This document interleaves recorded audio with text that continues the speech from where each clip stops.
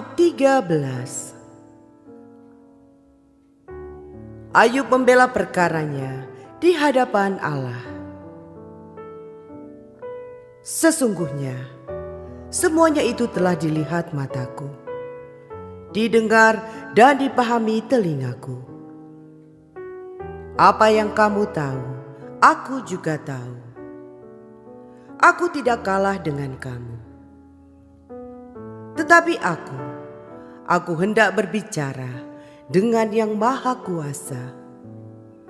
Aku ingin membela perkaraku di hadapan Allah. Sebaliknya, kamulah orang yang menutupi dusta. Tabib palsulah kamu sekalian. Sekiranya kamu menutup mulut, itu akan dianggap kebijaksanaan daripadamu. Dengarlah pembelaanku dan perhatikanlah bantahan bibirku. Sudikah kamu berbohong untuk Allah? Sudikah kamu mengucapkan dusta untuk Dia? Apakah kamu mau memihak Allah, berbantah untuk membela Dia? Apakah baik kalau Ia memeriksa kamu? Dapatkah kamu menipu Dia seperti menipu manusia? Kamu akan dihukumnya dengan keras jikalau kamu diam-diam memihak. Apakah kebesarannya tidak akan mengejutkan kamu dan ketakutan kepadanya menimpa kamu? Dalil-dalilmu adalah amsal debu, dan perisaimu perisai tanah liat. Diam, aku hendak bicara. Apapun yang akan terjadi atas diriku,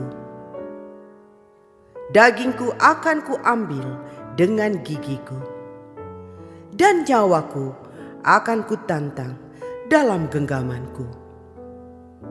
Lihatlah, ia hendak membunuh aku.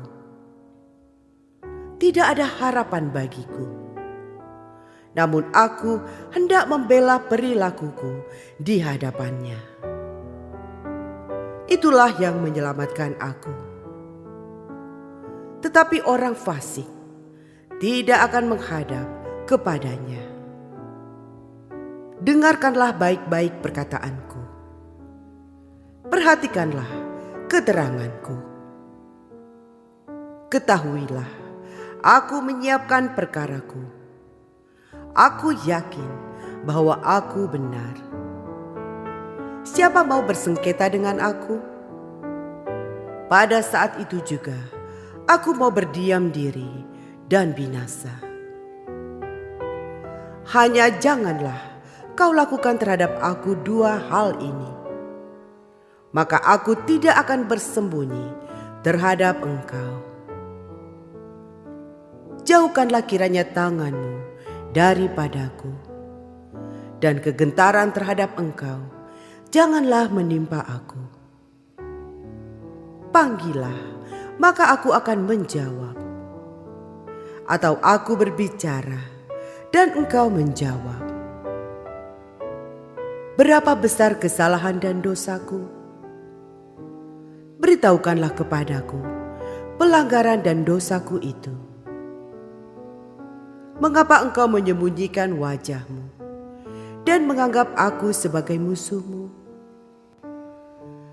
Apakah engkau hendak menggentarkan daun yang ditiupkan angin dan mengejar jerami yang kering? Sebab engkau menulis hal-hal yang pahit terhadap aku dan menghukum aku karena kesalahan pada masa mudaku. Kakiku kau masukkan ke dalam pasu. Segala tindak tandukku kau awasi. Dan rintangan kau pasang di depan tapak kakiku. Dan semuanya itu terhadap orang yang sudah rapuh, seperti kayu lapuk, seperti kain yang dimakan gegat. Ayub 14.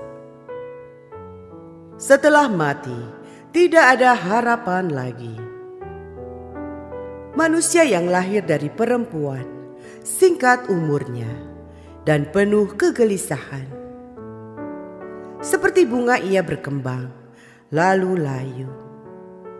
Seperti bayang-bayang, ia hilang lenyap dan tidak dapat bertahan. Masakan engkau menunjukkan pandanganmu kepada orang seperti itu dan menghadapkan kepadamu untuk diadili? Siapa dapat mendatangkan yang tahir dari yang najis? Seorang pun tidak.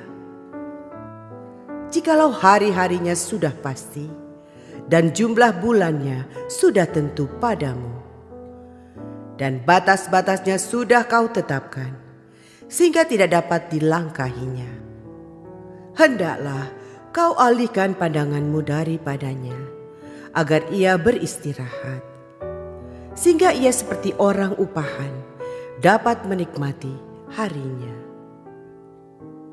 Karena bagi pohon masih ada harapan. Apabila ditebang, ia bertunas kembali, dan tunasnya tidak berhenti tumbuh. Apabila akarnya menjadi tua di dalam tanah, dan tunggulnya mati di dalam debu, maka bersemilah ia setelah diciumnya air, dan dikeluarkannyalah ranting seperti semai.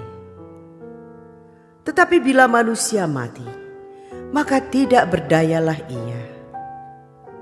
Bila orang binasa, di manakah ia? Seperti air menguap dari dalam tasik, dan sungai surut dan menjadi kering. Demikian juga manusia berbaring dan tidak bangkit lagi.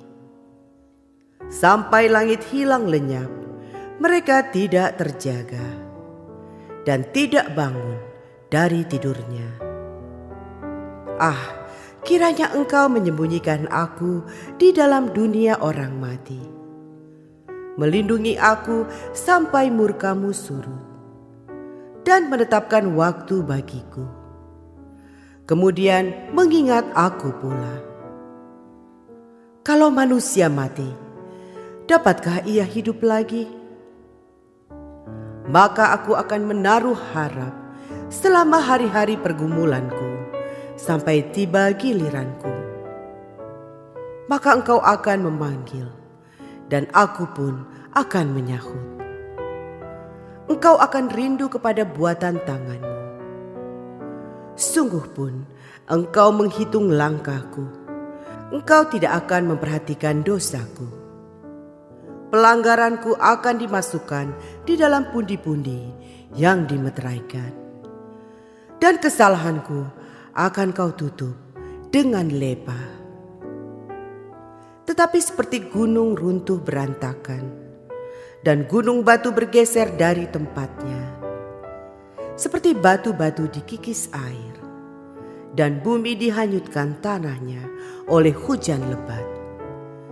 Demikianlah kau hancurkan harapan manusia. Engkau menggagahi dia untuk selama-lamanya. Maka pergilah ia. Engkau mengubah wajahnya dan menyuruh dia pergi. Anak-anaknya menjadi mulia, tetapi ia tidak tahu. Atau mereka menjadi hina, tetapi ia tidak menyadarinya. Hanya tubuhnya membuat dirinya menderita, dan karena dirinya sendiri, jiwanya berduka cita.